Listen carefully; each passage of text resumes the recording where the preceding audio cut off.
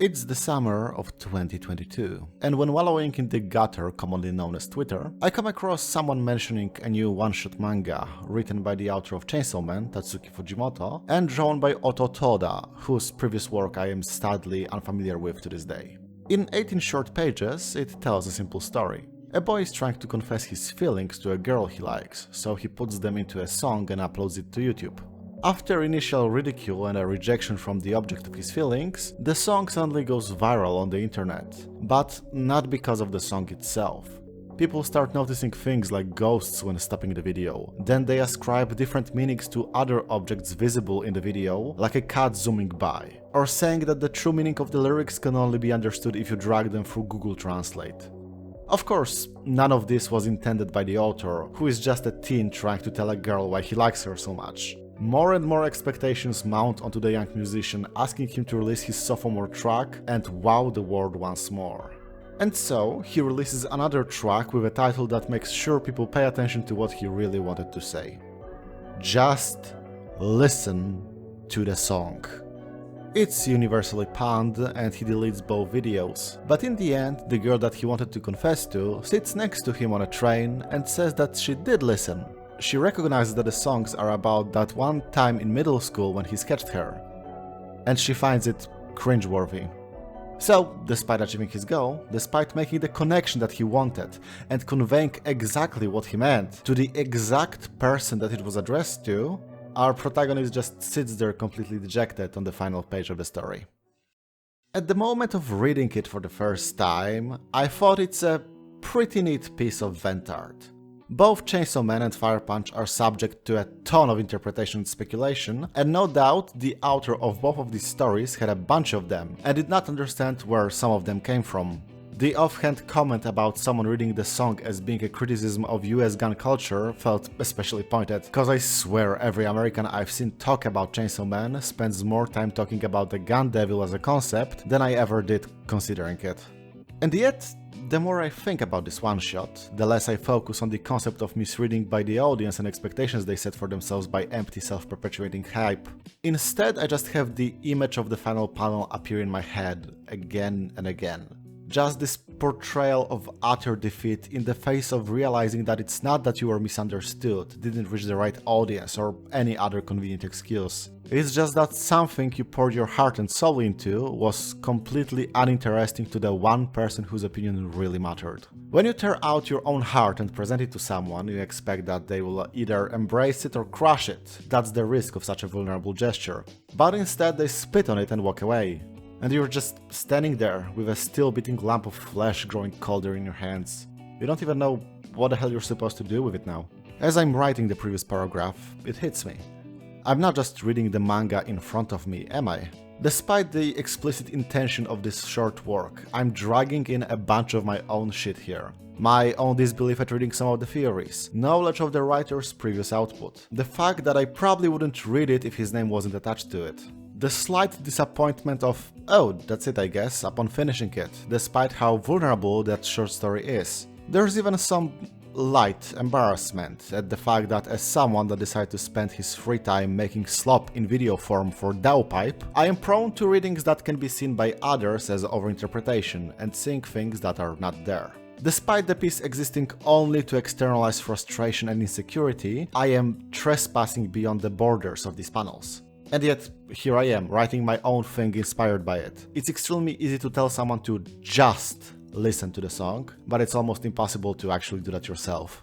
I think music was chosen in that short manga because it's a simple thing, comparatively. There's only a single sense involved, so you can fully focus on it. Everything in the video was incidental, all the thought and intent went into writing and performing the song.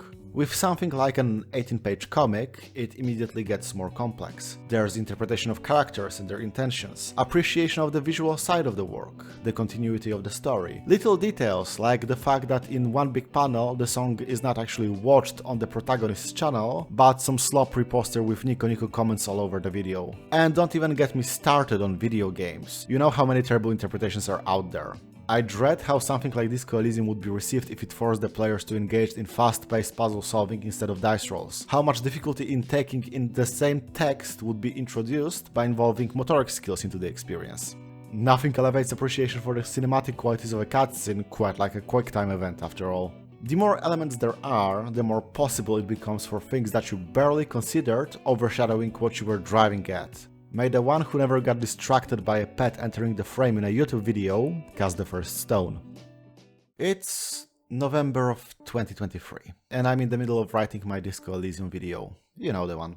When searching for background music for the writing process, I decided to put on the discography of Einsturzende Neubauten, a German industrial band that has been active since the 80s. The reason for this choice is twofold. One, many lyrics of their songs and the band logo are present in the game itself.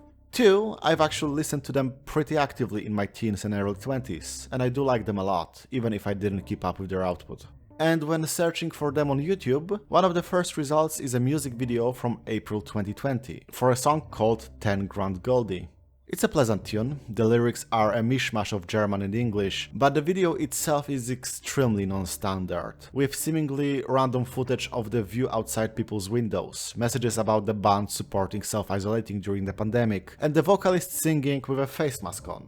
So of course the comments had a bunch of people complaining about that last part, and if you'll excuse my laziness, I don't feel like going back there to put them on screen right now. If you think it's a good idea to pester these people because of this video, just don't. It's like water spraying a cat, unless you catch them in the act, it won't accomplish anything other than hurt feelings. But all of this to say, one comment stood out, with some guy in one sentence going from "Man, I can't believe you guys sold out to the Illuminati with those masks," to "Oh, but then I dug into the meaning of the song and I agree, down with power." So I figured, you know what, let's do my own research and find the translated lyrics or something. And Google nicely pointed me to a website explaining song meanings to dull rubes like myself. So let's quote that nugget of wisdom verbatim.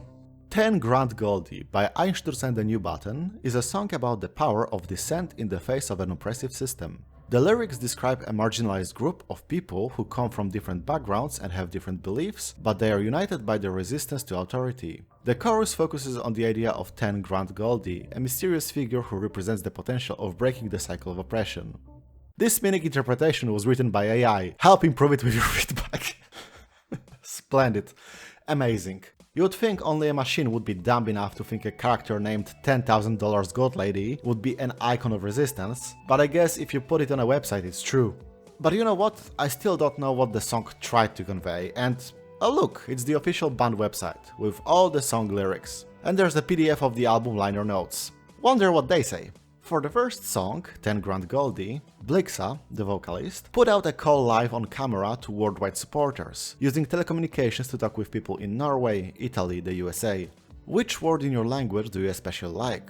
What was the last snippet of a sentence you overheard coming out of someone else's mouth, whether or not the meaning was clear, or if the words were addressed to you? And so, 10 Grand Goldie enchantingly combines reflections on a city in transition with words borrowed from foreigners. It's a collage. The music video and the lyrics, both partially sourced from fans around the world. It's a statement on how we're in this shit together, globally, because it's a fucking pandemic. It's dancing a little embarrassing jig and singing in your home, even if the mask makes it uncomfortable. The situation sucks, but there is still joy. And I find myself pointing at the screen and screaming, just listen to the goddamn song. I don't think there's anything wrong with trying to find meaning in art. I mean, obviously, just take a look at my channel. But I think many more people are way too trigger happy about looking for it outside of the given piece. As the meme goes, that's a cute opinion, did you get it from a YouTuber? And now especially, this is dangerous. Seemingly overnight, the internet became littered with cardboard signs promising the answer to all your questions, only to point you to a wall of kaleidoscopes constantly being shaken by idling diesel engines. I was searching for the intention behind an old guy doing a boogie-woogie when his child plays a trumpet, and an unthinking machine told me it's a call to wait for leftist messiah. At least it was nice enough to tell me it is AI made in a small blurb at the bottom. A lot of them are propped up and dressed in human skin. But it is still chilling to realize that this shit is out there, and you can just take it in, accept it, and not notice that it's words glued together with no intent behind it. But it's not like this phenomenon of people taking rumors at face value only appeared with the machines. And I certainly wasn't immune to hearing something about a show I've never seen and repeating it, only to later learn I was an absolute fool. I understand the impulse to just listen to someone you like talk about a thing you have no idea about, maybe something you don't even intend to engage with. I do it all the time. Sometimes I have no interest in listening to the song, but I still want to hear something related to it. Though, the opposite of it is also true. If I got a penny every time I saw someone saying something is not that deep when someone mentioned something clearly stated in the text of some story, I wouldn't need to monetize this channel. Like, for example, if a TV series keeps pushing the protagonist into horrible life decisions by having other characters tell him that's what a man does, maybe it's saying something about the common image of masculinity, you know? There is a distinction between listening and simply hearing. Going back to the manga that started this entire train of thought, remember, the sentiment is not don't think about it, it's just listen to the song. The lyrics of the song in that story are not, hey girl, remember when I sketched you back in middle school? I think I've loved you since then. They are less direct than that. They still require listening, understanding, and interpretation. I definitely can understand how infuriating it must be to create something and for your creation to take a life of its own, being completely unrecognizable to you in how others talk about it. To deny all these interpretations and scream at your audience to just listen to the song. But that shot can easily be reflected at the artist. Just say what you mean. Not quite so easy, is it? Or at the very least, no fun at all. Ultimately, every piece of art is a faulty zip file. Someone takes years of their feelings and memories and puts them in a 4-minute song. Someone else unpacks it and fills in the gaps with their own knowledge, perspective and interpretations. And sometimes one or both of the sides of that process is cringeworthy. And that's fine. You are under no obligation to like what you hear, be it in the original track or response to it. But just listen to the song first. It's early May of 2024 and I am back home from the passport office, holding the booklet in my hand.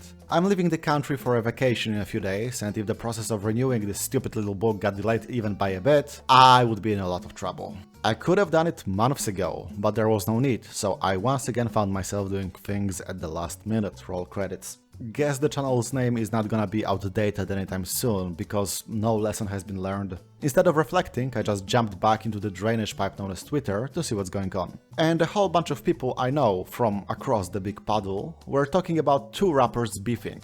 Being perfectly honest, I had no idea what's going on or who these people are. I knew what Drake looks like because I've seen a bunch of memes with his face in them, but I don't think I've ever heard of Kendrick Lamar before. So I just shrugged and moved on with my life.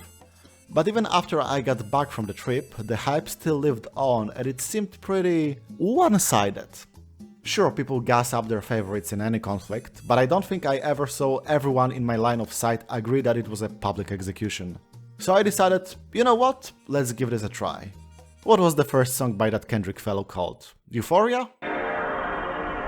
So yeah, I think I'm a Kendrick fan now. Not that it's worth much, considering I'm not into the rap scene at all otherwise, but I do enjoy his songs a lot. Which is interesting, because damn, I do not have the cultural context to fully appreciate them on a first listen at all. I can understand the sentiment behind the words "not like us", that's clear enough, but I have no bloody idea who John Stockton is. Kendrick's music is proudly and loudly rooted in his life's experiences as a Black American, and while pop cultural osmosis from things like the internet, movies and games can give me some idea of what that means, listening to albums like Section 80 or Good Kid Mad City went a long way of showing just how surface level such knowledge is. I guess I should have seen that coming, but the thing about bias is that it's a sneaky thing. You don't really think about it unless directly confronted. Even if it doesn't really relate to my life's experience, because I live thousands of kilometers away, it's definitely interesting. It certainly sped up the process of me finally watching The Wire, and all the people who didn't shut up about the series for 20 years were right, it fucks incredibly hard. But most of all, it's entertaining. Listening to the songs again and again with the lyrics open to check the 50th reference dropped is just plain fun. Even if just listening to the song won't give me everything that it has to give, I can always listen to it again. And even if that leaves me with questions, it's not like I'm the only person listening. The differences in culture and context in general make for interesting learning experiences. So let's use a reverse example to better illustrate my point. Now, the prime YouTube video essayist thing here would be to pull up the latest instance in the sea of people getting mad at the translation of a Japanese video game, but I don't speak Japanese myself, so that would be a hack fraud maneuver. Instead of that, hey, have you ever played Superhot? It's a 2016 game by a group of Polish devs about shooting a bunch of red dudes in slow-mo, with time only accelerating when you move. The plot is skeletal and trying a bit too hard in my opinion, with the core of it being about how the game controls you to do its bidding and programmed you to be a killing machine, and even despite me finding it more silly than scary, I think the fact that they chose a Polish song for the credits was inspired. The track in question is Psy Pawłowa by Republika. The title roughly translates to Pavlov's Dogs. A fitting choice, with Ivan Pavlov's experiments on dogs showing how a reaction to a stimulus can be developed, and the song equating the lyrical subject to such a dog, needing a signal from someone in charge to laugh, cry, laugh, kill. The thing is, that song was not made with the internet, computer programs and such in mind. The song is from 1984. We didn't have every old guy with a pencil making cartoons about phones being bad yet. So, is it just a typical song about being mindless drones? Maybe, but I think it's also important to note that in Polish, dogs have the same meaning as pigs do in English. It's the goddamn police. Though in the context of 1984's Poland, I suppose I should say it was the citizens' militia. But it's not like that name prevented them from beating protesting workers with sticks. And in that light, I feel like the song has that additional layer of meaning that makes it much more interesting than a generic "you guys are idiots" song. It's broad and undefined when the censors look at the lyrics, but directed and sharp when played at a university dorm late at night. Which is the kind of nuance that I wish was also imparted onto the plot of the game that introduced the song to the world at large, but it is what it is. At least the gameplay was fun for a few hours. Sometimes, even an uninteresting song can get you to listen to something better.